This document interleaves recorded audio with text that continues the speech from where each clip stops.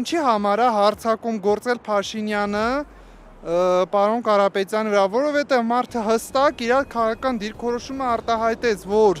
հայ առաքելական եկեղեցու հանդեպ ցանկացած ոտնձգություն անընդունելի է։ Ես ինքս համացանցով տեսա, որ պարոն Կարապետյանը հստակ դիրքորոշում արտահայտեց, որ մենք մեր սրբությունները ոտնակող եւ ոտնատակ չենք անելու։ Նման բան գոյություն չի կարող ունենալ, այսինքն եկեղեցին, մեր սրբազան հայրերը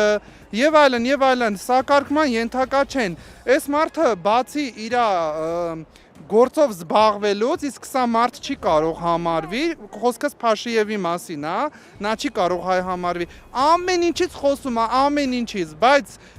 երկրի սահմանների անվտանգություն, սոցիալ-տնտեսական իրավիճակ ոչ մի բանով չի զբաղվում, իսկ պարոն Սամվել Կարապետյանի դեմ ուղղակի հստակ քաղաքական բռնաճնշում է իրականացում։